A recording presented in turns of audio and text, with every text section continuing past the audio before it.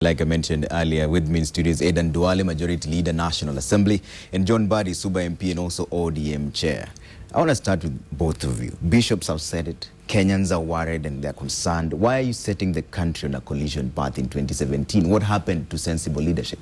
Let's start with you, Majority Leader. Number one, I have not seen any survey showing Kenyans are worried. Two, and the churches is one constituency, and fine, they have their concern. But I want to make it very, very clear that the legislative authority, as per the Constitution, lies with Parliament in terms of legislating, representing, and oversight. And every day, if you look at parliamentary calendar, there are various amendments to various principal acts and existing laws. Reason why? If, for example, there's a law that's supposed to deal with the media, and the media fraternity comes back and says, we face certain challenges in that law, it is imperative for Parliament as a legislative organ to deal with that. Be that as it may. Deal with that matter. I want us to focus on the election laws. And what is happening now, that Parliament passed a number of laws, election laws, recently and in the past. And it's confirmed, and the records are there, that the IEBC, as the implementing agents of that law, has approached the relevant committee of Parliament that oversights it, which is the JLAC, and says, for us to conduct the election, we want a number of the pieces of legislation that was passed to be relooked at. A number of other stakeholders, including CAK, appeared before the committee, and the record is there.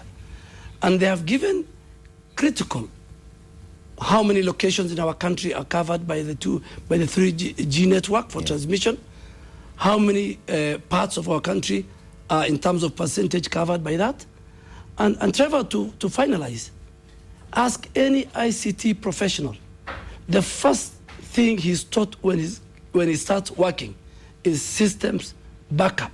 Okay. In fact, in other countries, in Europe, for you not to have a system backup is an offense. Yes. Yes. Honorable, this was something that was done through a joint select committee, and the president has advised us. In fact, I want to play something here before I bring in John Mbadi. This was during the time, that was in August, when the joint select committee presented this to both houses. Just listen in.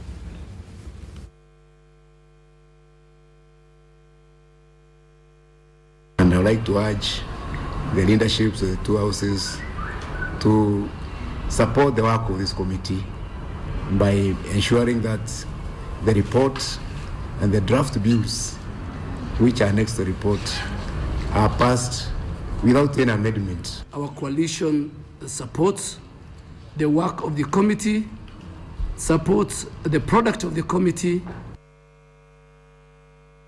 Are you going back on your word? Because you just mentioned it, the president has a lot of support. The AG is there, that is his legal team. Are you saying you failed to see these amendments before it was actually passed? Absolutely, I'll stand by what I said that day. That was before even the said legislation were brought to the floor. On that day, Honorable Kiraitu Murungi, all of us are talking. What we had was a draft election law. So all that proposal. time you had not seen that? No, proposal law. And when it came to Parliament, the joint committee, in its wisdom, said, let us pass that. For a law to be amended later, it has to come from the implementing agency. Parliament does not consume the various laws that they pass. But are you admitting that you did not see that loophole? When the law was passed, that was the spirit. But again, more so, let me ask you, I want anybody to show me in that particular piece of legislation where it was written that this law will not be subject to any amendment. But Honorable, did you have done that clause that you are now amending? Parliament could have done that.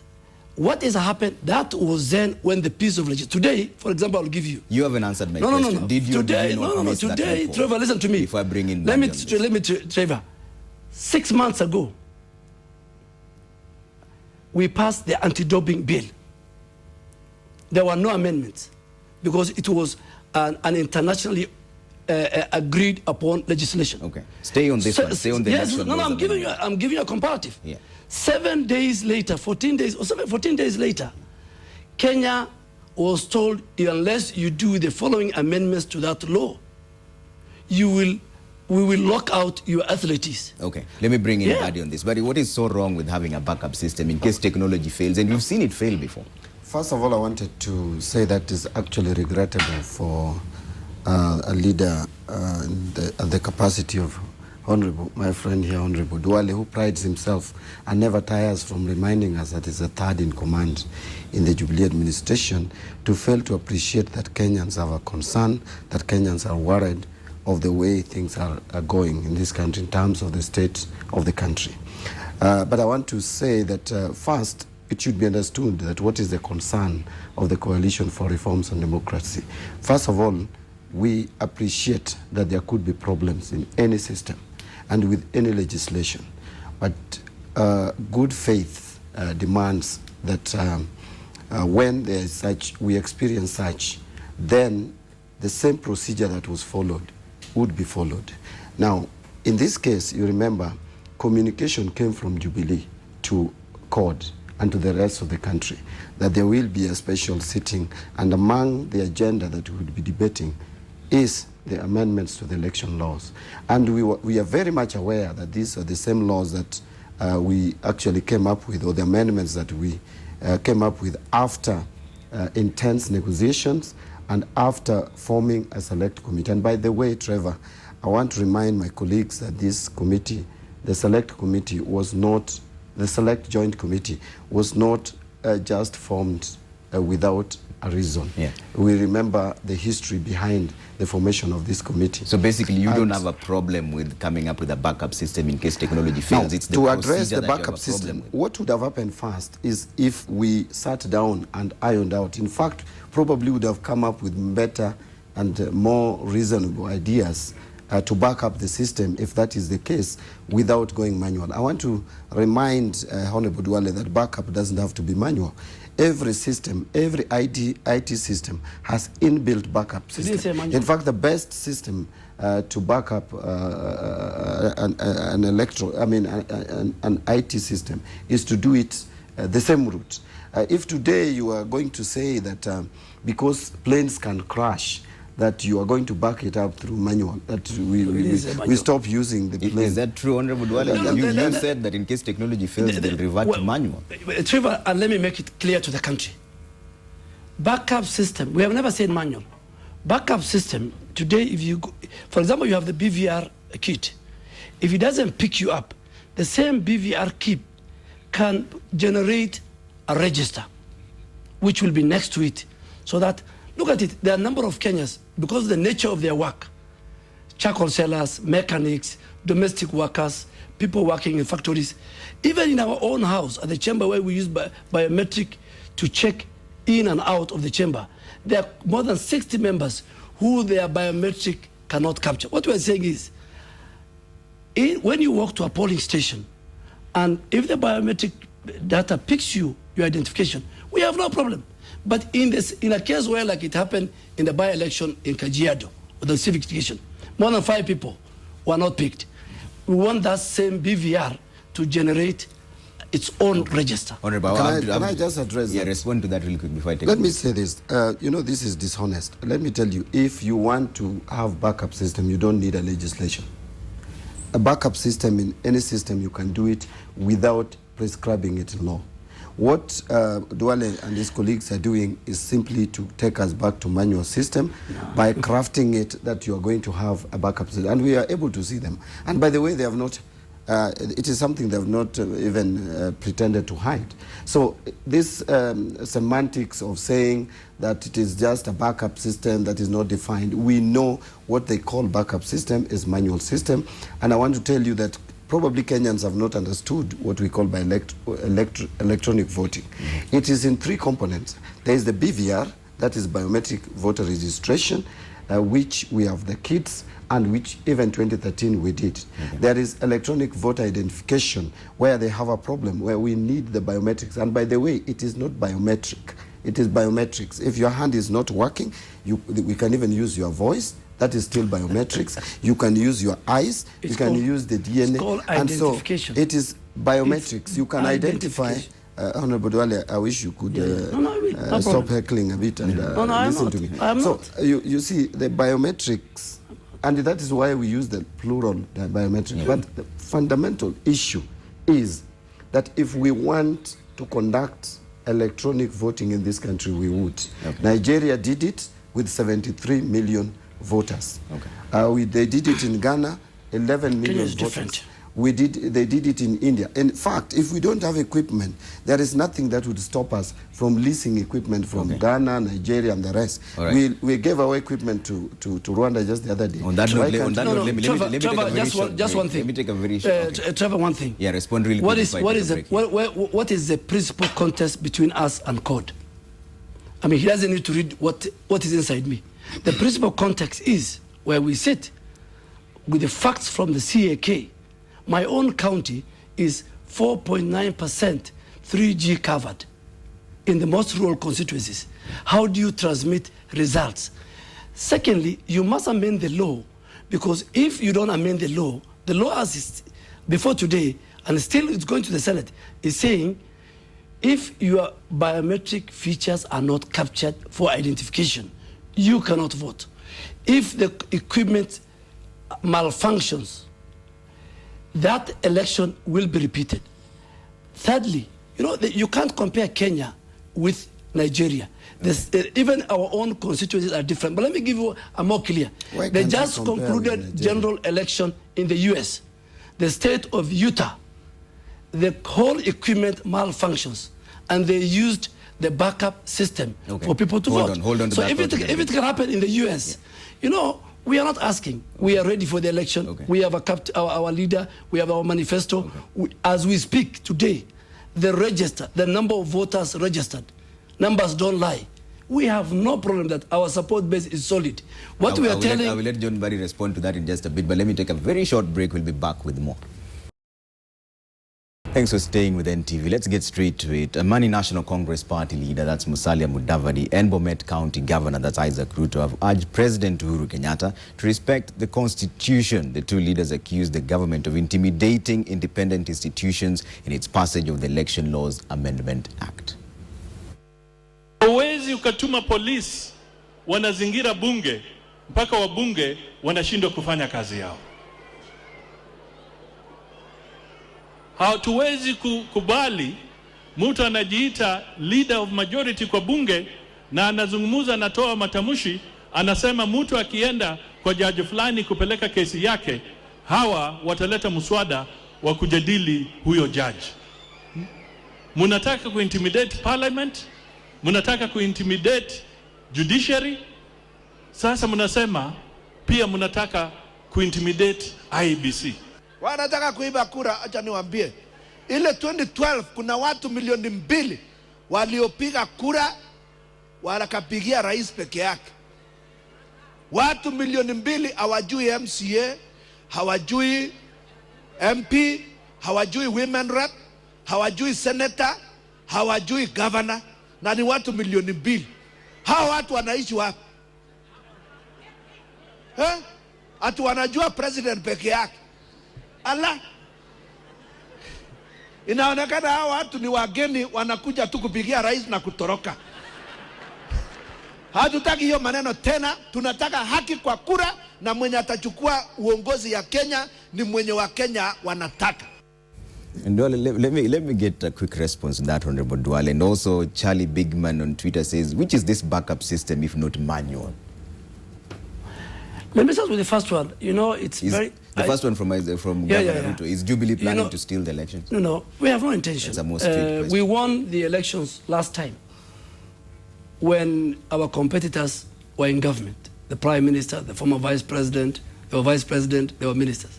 We were facing serious crimes against humanity. Framed up charges. And the people of Kenya, the opinion polls were pro them, the Western governments were pro them, but we won. So Isaac Ruto, is one of our members. And now that he knows he's going home. But let me come to the issue of whether we are intimidating the judiciary. In every democracy, forget about using parliament. every democracy, judges must be criticized. Any Kenyan today can do a petition to the Judicial Service Commission on any judge, including the Chief Justice. In fact, there is one before the Chief, there's one on the Chief Justice now by a close advisor of Raila Odinga, by Mr. Mboya. I am not in the judiciary, I don't work in the judiciary, neither do I work in the executive. Let's come back to the election I work in the legislature, and the legislature gives me an opportunity to bring a motion. I'm not bridging any motion. And I want them to wait for me, 24th of January. I am going to bring that motion. People will see the merits and the demerits. And finally, I think you asked me, are we planning to rig? We have no intention. Okay. You know, once you have the numbers, and I can tell you, look at the current 47 counties and the registered voters. Do your own mathematics. If you look at, we even don't control opinion polls. They gave us 50%. Okay. They gave their leader 22%. They gave their other leader. So what I'm saying, what I'm saying in total, they have a choice. Okay. To go to the next general election as a team called Let me get your response. or they can go as individuals. Let me respond. First of all, he's talking about Ipsos. I don't think any reasonable Kenyan is giving any attention anymore to Ipsos Innovate, so that I don't even want to talk about it. But I think let us be candid and honest with ourselves. Duale talked about Kenya being different from Nigeria. I don't know how we are. In fact, Nigeria has even more remote areas than Kenya is. And a higher population. And a higher population. But I don't want to go to that. But what of interest to me is why Honorable Duale would find it necessary to threaten a judge. We have had several rulings going against us, including the presidential election dispute. And we have never threatened any judge. And he has talked of Apollo Mboya being Raila Odinga's advisor. I don't know when he became his advisor. I am more close at Raila Odinga at the moment than Duale is. I am at a better position to know his advisors, and I certainly know Mboya is not one of them. Okay. But let us be clear with ourselves. Let me put it this way. If Honorable Duale was honest to the people of Kenya, he would answer the people of Kenya by telling them why it was necessary if we were just to do normal legislative work. Why was it necessary to cordon off Parliament, bring unnecessary security apparatus to Parliament to intimidate and blackmail us into supporting legislation that was choreographed and planned elsewhere? Why was it not necessary for us to sit again as we did sit last time? Okay. In fact, I will tell you, Trevor, that these elections laws that Honorable Duale and his colleagues were trying to amend, to make that amendment that we did, which they are now changing, it was even more controversial, and the environment was even more polarized then than it was a few days ago. So, but these 14 Kenyans, members of Parliament, both Senate and National Assembly, against all odds, came up with a negotiated version. What was so difficult in following a route, even if not the same, but similar to that? Before I let the Honorable Duale respond to the questions you've asked, you have mentioned it in your own words that during the time when this Joint Select Committee was formed, the environment was very polarized. Yes. Now CORD is saying that you're going to take people back to mass action on January 4th. What happened to sensible leadership? Because then this is going to inconvenience Kenyans. That's very sensible. That is also a time when people are going back to school. I think, Trevor, it should be understood, and one mistake that we are making as a country is to criminalize mass action. Mass action is not violence. It is provided in the Constitution. But in fact, because Jubilee comes in with the police. Any time that people demonstrate, including today, that we marched in the streets all the way from Parliament buildings to Milimani, and the police never interfered with us, there was no chaos, there was no violence. We went to the courts without any commotion. So I want to put it that Article 1 of the Constitution gives the sovereign power to the people. The people only donates it to to these institutions called Parliament, the Executive, and the Judiciary. And if the people realize that these three institutions are not serving their interest properly and effectively, the people have a right to take that sovereign power and exercise it. And what worries you in this entire thing? Do you think Jubilee wants to rig the elections, or do you feel like you're Let me tell you, the truth is that Jubilee has realized, contrary to what Duale is saying, they know they don't have the numbers. First, Jubilee has realized that for them to win, they have to resurrect dead people to vote. And that is what we are saying no to. We want those who are going to vote on 8th of August 2017 to be real people, people who are working. Trevor, myself, and Duale, if God will be merciful to us, to be alive that time. All right. Duale knows very well that what they call, that CORD's bases are still intact. They have made several attempts, failed attempts, to actually get to our strongholds, some of which were denied opportunity to vote in 2013, like the coast, through MRC, which was engineered through some system. Now, Duale knows that even areas that they thought were their strongholds have started to shake, including his own constituency, where he was heckled together with the deputy president. And that is what has caused the panic in Jubilee administration. The South Rift is in tatters. I have been there lately. I even went to attend. I'm just giving you reasons. You also say, Honorable Duale has been talking about figures. I don't know where I got these numbers. I don't lie. Let me get his response. I thought, by the way, I have more. Hold on one second. Trevor. Why wasn't there goodwill to negotiate between CORD and Jubilee? Why did Jubilee have to bulldoze its way in passing this bill? Trevor. Yes. For me, I am one of the living examples who delivered my constituents and my region to ODM and walked out and delivered the same region, 14 MPs to URP. All right, and I'll do the same. Come back to election laws. But let me come. Why did Jubilee bulldoze its way? Let me come. There's no bulldozing. Counterparts. There's no bulldozing. Parliament, within the leadership, the standing orders are very clear. If the House is not in session, either the leader of majority and the leader of minority can ask the Speaker, based on the business available, to recall the House. I did recall the House for a number of 5 major issues. The approval of the Commission for Revenue Allocation, the budget policy statement, the Climate Change Council nominees. We wanted to alter the calendar of the House, so that how in the fifth session the House can come early, and of course the election laws. And the election laws were important, not only on this amendment on having a backup, but there were another issue, including the timelines.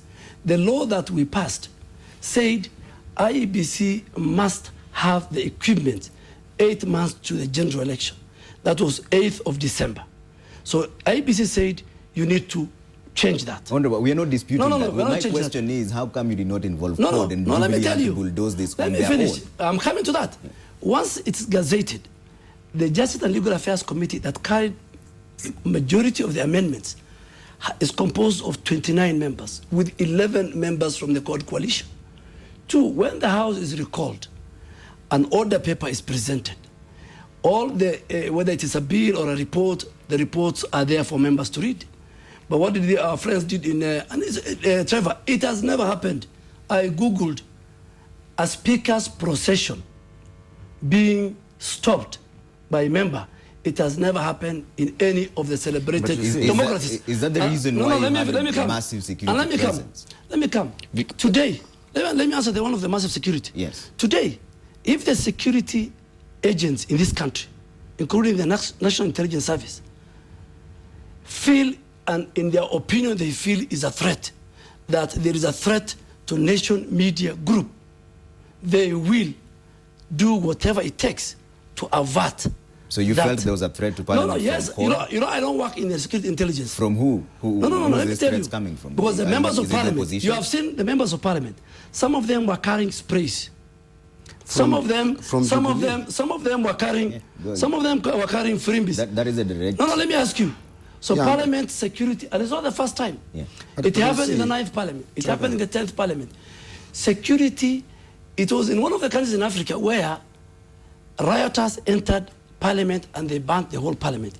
It is upon the government of the day to make sure that any disorderly conduct is contained. Was that a road display? Of course, they were disorderly. Really, let me. You saw even today the way they were behaving. Let me put it members this of way. Parliament on the road. Let me put it this way. But let him respond. You have not given me. Honorable, hold on one second. There is one I want to respond. There is one I want to respond. There is one I want to respond, and I want to challenge. I want to challenge him on this. As we speak today, there is a voter register which is being audited. Am I right? Okay. Get that voter register. Go county by county. Numbers don't lie. His party leader was in Kisumu on Sunday. He spoke in the Luo language. And he said this categorically, that you, my supporters, if you don't get the voter's card in this mass registration of January, I have no business. Uhuru Kenyatta will have 10 million, I will have 5 million. These guys, they just want to cause chaos and get a caretaker. Duale is talking about figures that he's the only one who can verify. Okay. You see, first, on Tuesday, there was no chaos that had taken place in Parliament. What? And I am saying in the morning of Tuesday, there was no chaos that had taken place. But when we arrived in Parliament, it was already cordoned off. There was heavy security presence. I don't know to protect parliaments against who? Against members of parliament? It's ridiculous. But I want to put it that the people who walked in, even with that security arrangement that you saw, the Jubilee MPs walked in with the sprays. I personally was a target of pepper spray from Esther Murungi, the MP for Nyeri. Fortunately for me, but unfortunately for Kaluma. Kaluma came in between me and us. But you cannot prove that unless you can prove it. It was done. You cannot you can get it from Parliament. No, by the way, Trevor. Yes, and the media was actually locked out of Parliament. So let me tell you, Trevor. Parliament, as I assume, has CCTV. And by the way, this was not something that was hidden. That was aimed at me, and she came approaching me. And Kaluma, we saw what happened. But I am not even going there. What I'm saying is, if the security agencies were fair and neutral, they would have also checked the Jubilee MPs. You're saying they were not checking the Jubilee MPs? Which they didn't. Is that but true? let me finish because let him finish. Trevor, myself. Honorable Duale, I'll let you respond to that. Let him finish. Yeah, let me finish. You see these figures that Duale is talking about. First of all, even after what I know is a rigged 2013 election, with those figures that Duale is talking about, Uhuru was only pronounced president because he had 8,000 more votes. If he lost even 10,000 of that vote, then he would have lost it. So this tyranny of numbers that Duale is talking about is fictitious. It is figures that is only in the mind of Duale, which I know is not even true. Okay. The point is that Duale knows very well, and his team, including the president and the deputy president, they know those numbers are not there anymore. So let me ask you, what then is your solution should technology fail? What would you rather they did? Let me tell you, there is no reason why we should say that the technology will fail. Why should it fail? We've seen it fail before. We are investing because it has been designed to fail.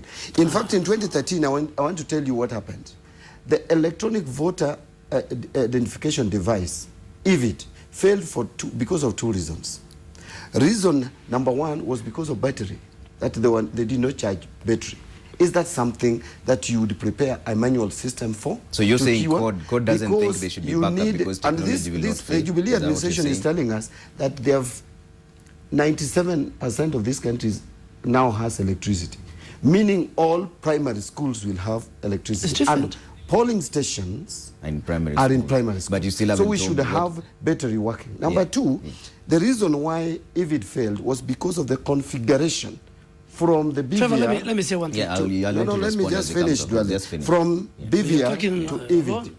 Now, if that configuration was done properly, then we would have had a flawless election. Are you telling me that we want to accept mediocrity? That we Trevor, let me have because if this same system has succeeded in our neighboring countries, okay, you made that point earlier. Why should Trevor, Trevor, let's not compare Kenya with any other country. Okay, you also even the dynamics between my constituency and the neighboring constituency. Mine is an urban constituency. Okay. The neighboring constituency is a rural. Okay. The dynamics are different. Yeah, you made that point earlier. Two, Trevor, let me tell you, any reasonable human being, in my own house, I have a backup system. Two, I have candles. Three, before I go to bed, I have a torch next to my bed. Okay, but no, let me finish. The backup is all right. You know, what I want us to focus on, you made that statement. It's good. No, it's good. You be fair to all of us. Okay. You give me time to say what I want to say. Okay. Why the not? way you did. Why do we do that? Not that because power will go off in the event. Your own phone will sometimes hang. What we are saying is, and the amendment is very, very clear. If the technology works, we have absolutely no problem. But in the event it malfunctions, a Kenyan voter who is in the line and he cannot be told, and it's against the Constitution, that because your identification metrics cannot be picked by the technology. Let me tell you, in the by-election and it's a document presented by ABC, in the by-election in Kajiado, 5 people could not be picked by the biometric system. Okay. The IBC had to bring the transcript from the same machine.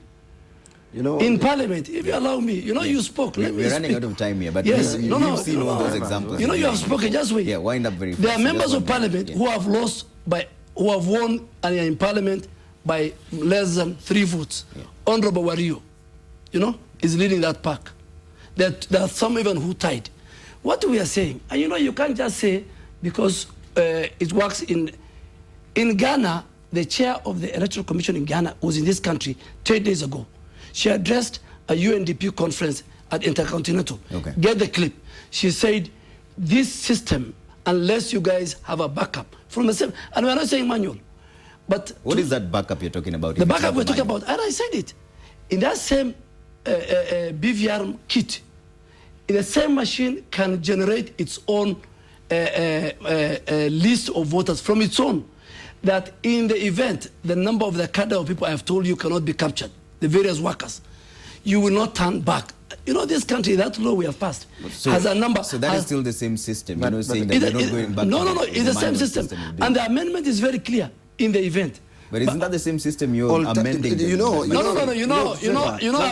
you allow me, relax. No, the amendment, the amendment, let me read for you the whole amendment. No. The amendment, focusing on the amendment says failing of this particular the amendment says that the commission must provide a complementary provision for identification and transmission of result where technology malfunctions. And it goes ahead and says, based on the report, based on the report given by IBC and CAK. Okay. It's like you're telling me you're going to your house. We are running out of time here, but I'll give you a very short time. But now let Duale when it comes to be... let Duale not mislead the country. So if you want the system to have a backup for itself, you don't talk of a complementary or even alternative. In fact, the first word was alternative. Okay. All right. I don't know at what point you changed it to complementary. But I saw the amendment. You were talking about alternative system. Okay. And alternative system means not that system. Okay. I mean, this is plain English. I'm out of time here, but I'm giving you both closing remarks really and fast. The system is what? Electronic. Okay. So the alternative of electronic is manual. Okay. So why is Honorable My closing remarks is very, very clear. Less than 30 seconds. Since 2013-14, Raila Odinga knew he doesn't want an election. What he wants, because he has seen the register. And I want you to call me back here. I'll come with the register. The register is not in his favor. Let's talk about guaranteeing peace in 2017. No, he doesn't want election. Let's talk about guaranteeing peace in 2017. Let me ask not you. About No. Let me. I have a choice to make my closing remarks. Yes, but yes, this has to be about he doesn't want the election. What he wants is a caretaker government, and he cannot match the transformation agenda the Jubilee government has done. Okay. And finally, 8 months to the general election, we have a candidate, we have a party, we have a manifesto in roads, in health, in education.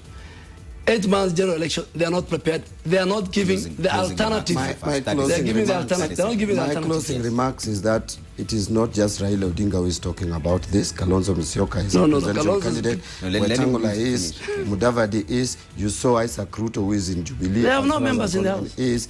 there's the Catholic Church talking, Kenyans are talking. So I think Duale is just obsessed with Raila Odinga for reasons best known to him. I want to also add that really this thing that Duale keeps on repeating to us, that we are going to lose election. If that were the case, why was the president crying in Central Province that these people are becoming... But Raila was crying in Nyanza. Yeah, so they are both crying because Raila... they want their people to come out. Yes. Gentlemen, I really have to leave it there. Then all of them, it means none of them is confident enough to win. Leave it there. So Thank you so much for to us coming that in. John Mbadi, Super MP and ODM Chair, and Aden Duale, Majority Leader in the National Assembly. Thanks for making time.